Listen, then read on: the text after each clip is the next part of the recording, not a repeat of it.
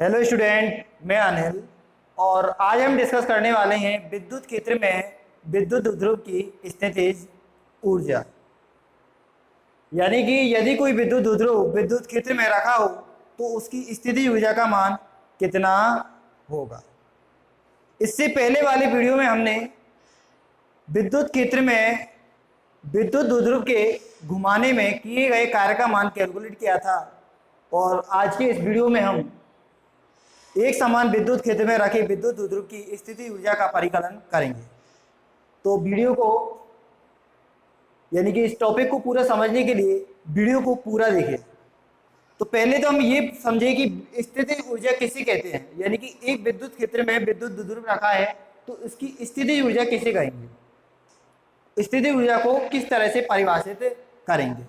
तो देखिए, विद्युत ध्रुव की स्थिति ऊर्जा जब वह एक समान क्षेत्र में रखा हो, क्या डेफिनेशन होगी, इसकी डेफिनेशन होगी आपकी, किसी विद्युत ध्रुव की स्थिति ऊर्जा उस कार्य के बराबर होती है जो उसे अनंत से विद्युत क्षेत्र में लाने में किया जाता है। या ऐसे कहे हम, विद्युत ध्रुव को अनंत से विद्युत ध्रुव को विद्युत क्षेत्र में लाने में किए गए कार्य को विद्युत ध्रुव की स्थितिज ऊर्जा कहते हैं। तो परिभाषा होगी स्थितिज ऊर्जा की यहां पर आपकी, देखिए, अनंत से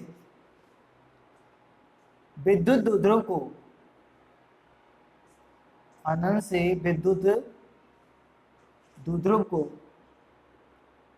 विद्युत क्षेत्र में अनंत से विद्युत ध्रुव को विद्युत क्षेत्र में लाने में किए गए कार्य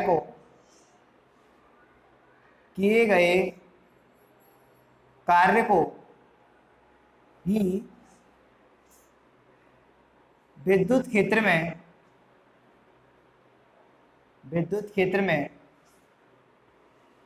विद्युत ध्रुव की स्थितिज ऊर्जा कहते हैं। स्थितिज ऊर्जा कहते हैं, पोटेंशियल एनर्जी कहते हैं, यानी कि स्थितिज ऊर्जा कहते हैं किसकी, विद्युत ध्रुव की।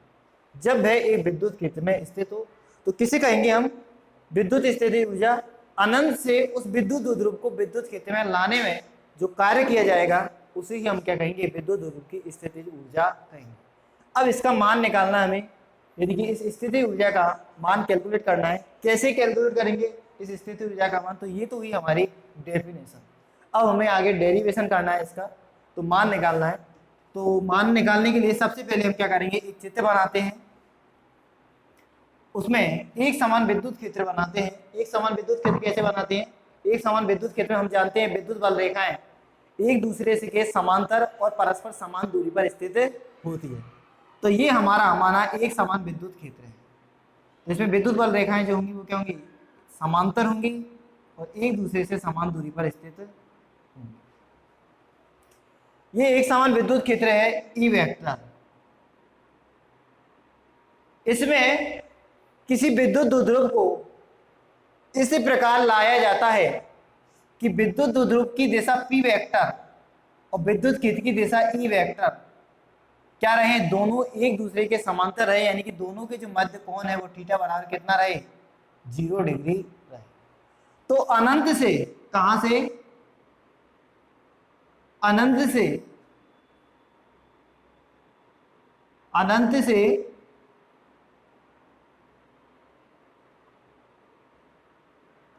एक विद्युत ध्रुव को इस विद्युत क्षेत्र में इसके समांतर लाया जाता है, यानी कि पी वेक्टर विद्युत ध्रुव की जो दिशा है और विद्युत क्षेत्र की दिशा ई वेक्टर के मध्य कोण कितना है, 0 डिग्री रहे। तो कोई विद्युत ध्रुव है ई वेक्टर, उसको हम यहाँ पर लाते हैं। तो ए और बी विद्युत ध्रुव है, ई पर माना हमारा क्यू आवेश है और बी पर माना प्लस क्यू आवेश है। दोनों आवेशों के बीच की दूरी स्मॉल डी।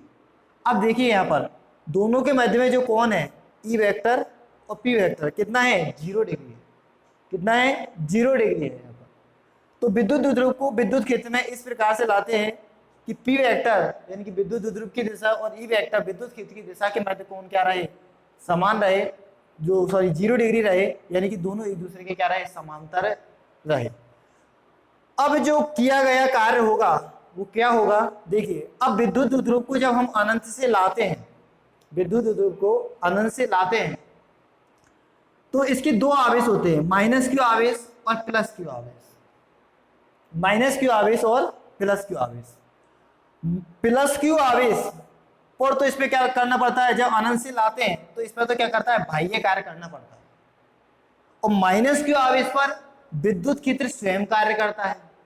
विद्युत क्षेत्र क्या करता है, स्वयं कार्य करता है, यानी कि तो इसको तो खींचता है, इसको प्रतिकर्षित करता है, तो इसको प्रतिकर्षित करता है तो क्या करता है, यानी कि इस पर हमें बाह्य कार्य करना पड़ता है।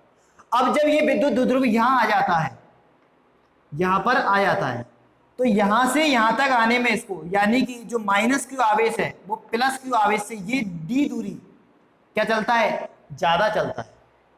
तो किया गया कार्य किसके द्वारा ज्यादा होगा, इसके द्वारा ज्यादा होगा, क्योंकि ये ज्यादा चलता है। यानी कि विद्युत क्षेत्र में ये माइनस क्यू आवेश है, ये डी दूरी प्लस क्यू आवेश से क्या करता है, ज्यादा दूरी तय करता है। दूसरा, इस पर बाह्य कार्य किया जाता है, इस पर विद्युत क्षेत्र स्वयं कार्य करता है। तो देखिए इस माइनस क्यू आवेश पर विद्युत क्षेत्र द्वारा किया गया कार्य कितना होगा, W बराबर के हम निकाले तो किए गए कार्य का मान होगा माइनस क्यू आवेश पर, वो होता है आपका 1 इंटू के विस्थापन। कितना होता है, 1 इंटू के विस्थापन या दूरी। अब इस पर तो बल कितना लग रहा है, यहां पर माइनस के Q E vector, F vector बराबर कितना लग रहा है, माइनस की क्यू ई वेक्टर। और इस पर बल कितना लग रहा है, एफ वेक्टर बराबर के, या एफ ही रहने दो केवल परिमाण में क्यू ई लग रहा है। कितना लग रहा है, क्यू। इस पे तो लग रहा है एफ बराबर के माइनस की क्यू ई, जो इस दिशा में है, यानी विद्युत क्षेत्र की विपरीत दिशा में। और इस पे जो बल लग रहा है एफ, वो एफ बराबर की क्यू ई लग रहा है, जो इस दिशा में है। अब किए गए कार्य, क्योंकि ये डी दूरी अधिक तय करता है, तो बाकी तो बराबर हो गया, ये डी दूरी अधिक तय करता है, ये कार्य कैलकुलेट करना है हमें जो विद्युत क्षेत्र द्वारा किया जाता है। तो विद्युत क्षेत्र द्वारा किए गए कार्य निकालेंगे तो क्या निकालेंगे, बल इंटू की विस्थापन, बल कितना लगता है इस पर, माइनस की क्यू ई, और दूरी कितनी तय करता है, स्मॉल डी। तो ये हो गया आपका माइनस के क्यू इंटू के डी इंटू के ई, या चूंकि हम जानते हैं विद्युत द्विध्रुव आघूर्ण P बराबर के क्या होता है, QD होता है। कितना होता है P बराबर के QD, तो QD की जगह क्या रखेंगे, P रखेंगे, तो माइनस के P क्या आ गया, माइनस के P। इसको मान लेंगे समीकरण नंबर 1। मैं अभी बता रहा हूं, वैसे आपको अभी सिस्टमैटिक ढंग से लिखाऊंगा। तो ये निकाल लिया। इसके बाद में ये तो क्या हो गई, स्थायी साम्यावस्था या समांतर स्थिति में चूंकि किए गए कार्य को हम क्या कहते हैं, स्थितिज ऊर्जा कहते हैं। तो जब विद्युत द्विध्रुव विद्युत क्षेत्र के समांतर स्थिति में, यानी थीटा बराबर 0 डिग्री वाली पोजीशन में या साम्यावस्था में, तब इसकी स्थितिज ऊर्जा का मान क्या होगा, W बराबर के माइनस के P होगा।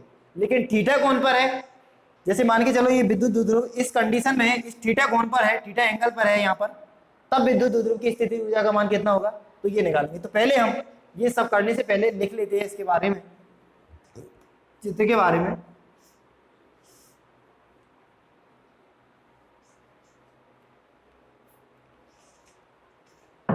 तो चित्र में एक समान विद्युत क्षेत्र, चित्र में एक समान विद्युत क्षेत्र ई वेक्टर में एक विद्युत द्विध्रुव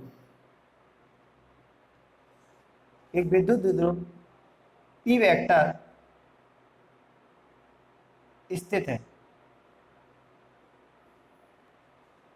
विद्युत द्विध्रुव स्थित है, विद्युत द्विध्रुव P वेक्टर स्थित है। इसकी स्थितिज ऊर्जा का मान ज्ञात करने के लिए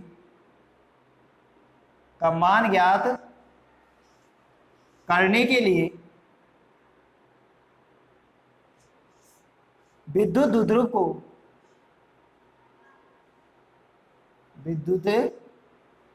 द्विध्रुव को अनंत से इस प्रकार लाया जाता है,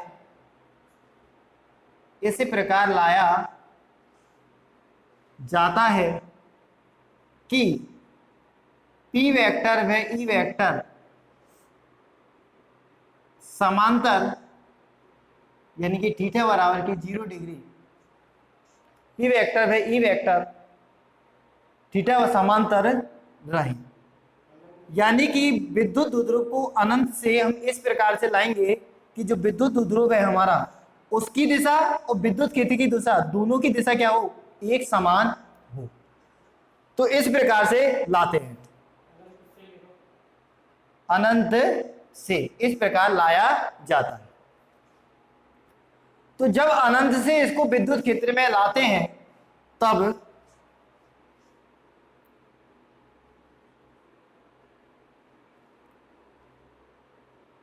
अनंत से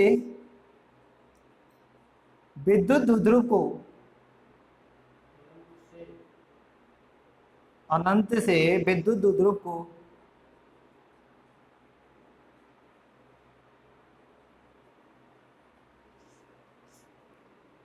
विद्युत क्षेत्र में लाने पर विद्युत क्षेत्र विद्युत द्विध्रुव के माइनस विद्युत द्विध्रुव के प्लस Q आवेश पर बाह्य कार्य करना होता है, जबकि माइनस Q आवेश पर विद्युत क्षेत्र स्वयं कार्य करता है, स्वयं कार्य करता है। मतलब ये कि जब हम इस विद्युत द्विध्रुव को, जैसे इस तरफ तो प्लस Q आवेश है, इस तरफ माइनस Q आवेश है, अनंत से लाते हैं तो इस वाले आवेश को यहां तक लाने में, हमें विद्युत क्षेत्र में लाने में, तो हमें क्या करना पड़ता है, बाह्य कार्य करना पड़ता है। जबकि ये माइनस Q आवेश पर विद्युत के क्षेत्र क्या करता है, स्वयं कार्य करता है। ऐसा क्यों होता है, क्योंकि माइनस Q आवेश को क्या करता है, ये आकर्षित करता है। यानी कि विद्युत रेखा हमारी कहां से प्रारंभ होती है, धन आवेश से प्रारंभ होकर ऋण आवेश पर समाप्त होती है। तो इसको तो ये खुद ही यानी कि अपनी ओर खींचता है। यानी कि इस पर माइनस Q आवेश पर जो बल क्या है, वो इस दिशा में है, यानी विद्युत क्षेत्र की दिशा में है, और इस पर बल क्या है, इस दिशा में, बाहर की तरफ है। तो इस पर तो हमें क्या करना पड़ता है, बाह्य कार्य करना पड़ता है, और ये स्वयं विद्युत क्षेत्र के प्रभाव से क्या है, इस ओर चला आता है। तो देखिए माइनस Q प्लस Q आवेश पे तो हमें बाह्य कार्य करना पड़ा, और माइनस Q आवेश पे हमारा विद्युत क्षेत्र कार्य करना पड़ता है। दूसरी बात क्या है कि ये जो माइनस Q आवेश है वो प्लस Q आवेश से d दूरी अधिक तय करता है, बाह्य का स्वयं कार्य करता है।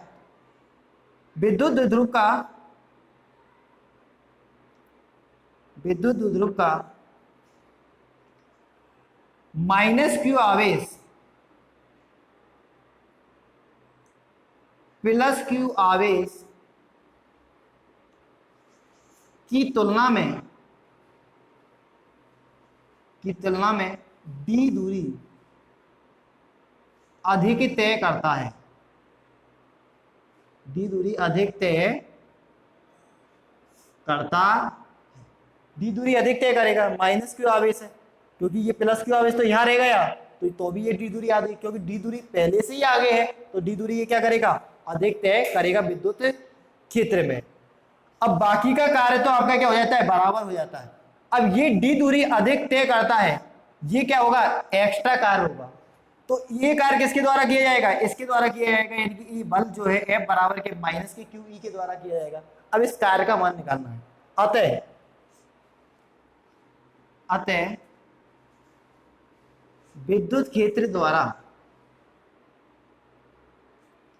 विद्युत द्विध्रुव पर, अतः विद्युत क्षेत्र द्वारा विद्युत द्विध्रुव पर किया गया कार्य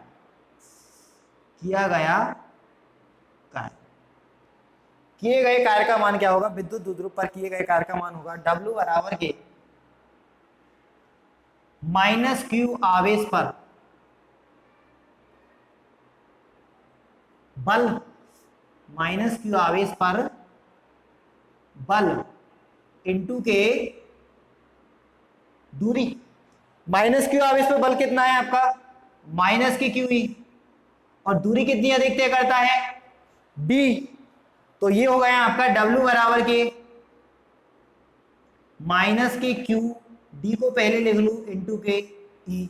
अब हम जानते हैं विद्युत द्विध्रुव आघूर्ण P बराबर के क्या होता है, Q इंटू के डी, यानी कि विद्युत द्विध्रुव के किसी एक आवेश और उनके बीच की दूरी के गुणनफल को हम क्या कहते हैं, विद्युत द्विध्रुव आघूर्ण कहते हैं। तो ये क्या होगा, P होगा, यानी कि क्यू डी की जगह क्या रखेंगे, P रखेंगे, तो ये आ जाएगा W बराबर के P इंटू के ई माइनस के। समीकरण नंबर 1 ये हो गई हमारी समीकरण नंबर 1।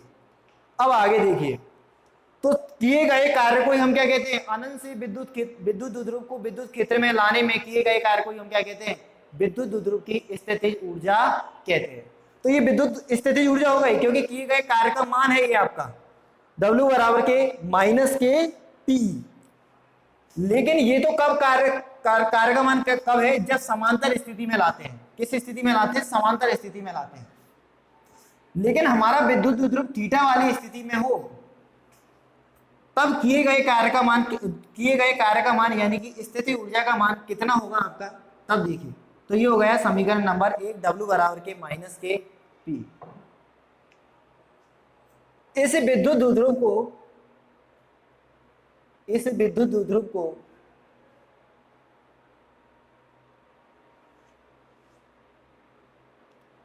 थीटा कोण घुमाने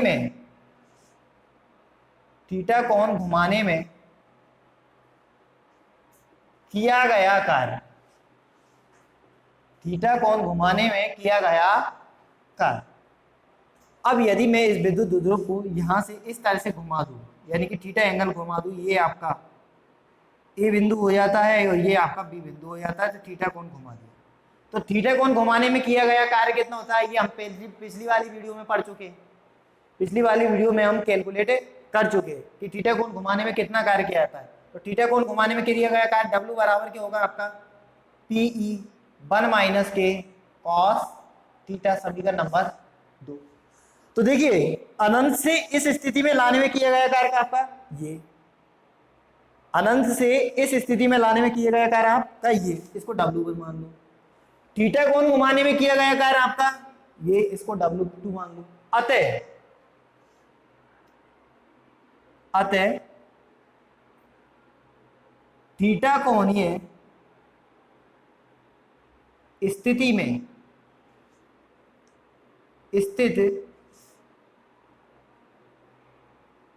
विद्युत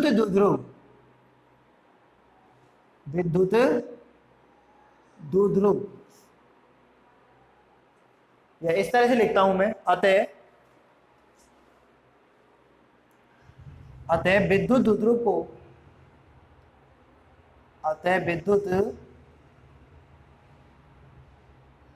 को थीटा कोणीय स्थिति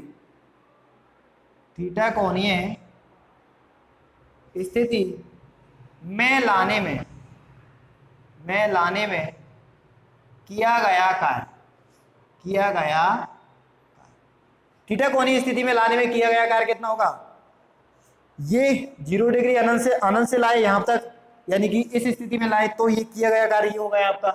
फिर उसके बाद में थीटा कोणीय स्थिति में घुमाया तो ये, तो W बराबर के कितना होगा आपका W1 प्लस के W2। W1 का मान है आपका माइनस के PE, W2 का मान कितना है PE 1 माइनस के कॉस थीटा। तो ये आएगा आपका PE, इसको अंदर गुना कराएंगे PE को, तो PE और माइनस के PE कॉस थीटा। ये माइनस का ये प्लस का क्या हो गया, कैंसिल हो गया, बचा क्या माइनस के PE कॉस थीटा, या इसको हम लिख सकते हैं माइनस के P vector dot E vector, अदिश गुणनफल के रूप में लिख सकते हैं, क्योंकि कार्य हमारी अदिश राशि है और ये दोनों सदिश राशि हैं। विद्युत द्विध्रुव और विद्युत क्षेत्र। तो इनको हम इन दोनों के अदिश गुणनफल के रूप में लिख सकते हैं, यानी कि माइनस के P vector dot E vector के रूप में लिख सकते हैं। अब हम जानते हैं चूंकि किया गया कार्य ही स्थितिज ऊर्जा के रूप में संचित होता है, तो आगे लिखता हूं मैं, चूंकि किया गया कार्य ही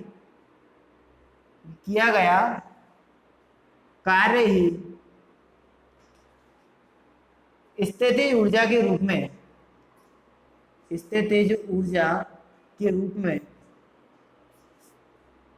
ऊर्जा के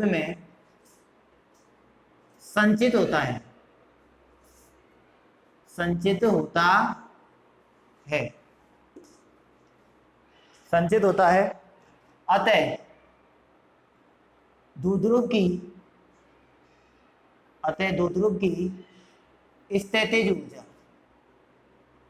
द्विध्रुव की स्थितिज ऊर्जा, अगर स्थितिज ऊर्जा को हम U से व्यक्त करें तो ये होगा आपका U बराबर के माइनस के पी ई कॉस थीटा, या मैं इसको ऊपर लिखता हूं, यहाँ के भैया कहाँ लिखता हूं, ऊपर लिखता हूं। तो द्विध्रुव की स्थितिज ऊर्जा का मान होगा आपका कितना, क्योंकि किया गया कार्य स्थितिज ऊर्जा के रूप में संचित होता है, तो ये क्या होगी आपकी स्थितिज ऊर्जा होगी। तो ये होगी U बराबर के माइनस के पी ई कॉस थीटा बराबर के, इसको हम लिख सकते हैं माइनस के P vector dot E vector, जहां P हमारा क्या है, विद्युत द्विध्रुव आघूर्ण है, और E क्या है, विद्युत क्षेत्र की तीव्रता है। समीकरण नंबर इसको मैं दूं तो समीकरण नंबर यह आएगा आपका समीकरण नंबर 3। तो इस प्रकार से थीटा कोणीय स्थिति में स्थित विद्युत क्षेत्र में थीटा कोणीय स्थिति में स्थित विद्युत द्विध्रुव की स्थितिज ऊर्जा का मान होगा आपका माइनस के पी ई कॉस थीटा। अब इसमें हम केस ले, स्थितियां ले कि यदि थीटा बराबर के 0 डिग्री, थीटा बराबर के 90 डिग्री और थीटा बराबर के 180 डिग्री, तब स्थितिज ऊर्जा का मान कितना होगा। तो देखिए स्थिति नंबर फर्स्ट, यदि थीटा बराबर की 0 डिग्री, थीटा बराबर 0 डिग्री का मतलब है जब विद्युत द्विध्रुव विद्युत क्षेत्र की दिशा में हो, यानी कि साम्यावस्था में हो या समांतर स्थिति में हो, ये पूर्व वाली पोजीशन जिसमें हमने किए गए कार्य का कितना मान निकाला था, माइनस के पी, कितना निकाला था, माइनस के पी इंटू के ई। तो देखिए थीटा बराबर की 0 डिग्री, तब समीकरण 3 से क्या आएगा, u बराबर के माइनस के पी ई कॉस 0 डिग्री, और कॉस 0 का मान कितना होता है 1, तो ये आ गया माइनस की पी जो हमने अभी निकाला है जस्ट। दूसरा स्थिति सेकेंड, यदि थीटा बराबर के 90 डिग्री यानी लंबवत पोजीशन में, विद्युत द्विध्रुव आपका क्या हो, विद्युत क्षेत्र की इस तरह से लंबवत हो, ये वाली कंडीशन, तो यहां पर थीटा बराबर कितना हो जाता है आपका 90 डिग्री होगा, यानी कि ए बिंदु ये यहां पर, बी ए यहां पर, तो ये कितना बनेगा, कौन 90 डिग्री का बनेगा। तो 90 डिग्री वाली कंडीशन में क्या होगी, स्थिति ऊर्जा का मान समीकरण 3 से ही लेंगे, थीटा का मान कितना रखेंगे 90 रखेंगे, तो u बराबर के माइनस के पी ई कॉस 90, और कॉस 90 डिग्री का मान होता है आपका 0, तो ये कितना आ गया 0। तीसरी स्थिति में लूं तो स्थिति नंबर 3 है आपकी कि यदि थीटा बराबर के 180 डिग्री, यानी कि ये माइनस क्यू आवेश इधर चला जाए, प्लस क्यू आवेश यू, यानी कि पूरा सा ये क्या हो जाए, घूम जाए, यानी कि ये क्या हो जाए, यू इस तरह से घूम जाए, क्या हो जाए, घूम जाए, तो इसका थीटा का मान कितना हो जाएगा, 180 डिग्री हो जाएगा। तो थीटा में जब 180 डिग्री हो तो समीकरण नंबर 3 से हम देखते हैं u बराबर की कितना आता है, माइनस की पी ई कॉस 180 डिग्री, और कॉस 180 डिग्री का मान होता है, कॉस 180 डिग्री का मान होता है आपका माइनस के 1, तो माइनस को इससे गुणा करेंगे तो ये आएगा पी आएगा, कितना आएगा पी। अब आप देखते हो यहां पर देखिए ये आपका मिनिमम मान है, कितना मान है, मिनिमम मान है, और ये आपका क्या है, मैक्सिमम मान है, यानी कि ये तो अधिकतम न्यूनतम वैल्यू है और ये क्या है, अधिकतम वैल्यू है। यानी कि स्थायी अवस्था में जब विद्युत द्विध्रुव क्या होता है, स्थायी अवस्था में होता है, स्थायी संतुलन की अवस्था में होता है, यानी कि जब थीटा बराबर की 0 डिग्री होती है तो विद्युत द्विध्रुव की स्थिति ऊर्जा क्या होती है, न्यूनतम होती है। तो विद्युत द्विध्रुव की स्थिति ऊर्जा क्या होती है, न्यूनतम होती है। और जब विद्युत द्विध्रुव 180 डिग्री में होता है तो विद्युत स्थिति ऊर्जा का मान कितना होता है, अधिकतम होता है। तो इसे क्या कहते हैं हम, असंतुलन की अवस्था कहते हैं। क्या बोलते हैं, असंतुलन की अवस्था बोलते हैं।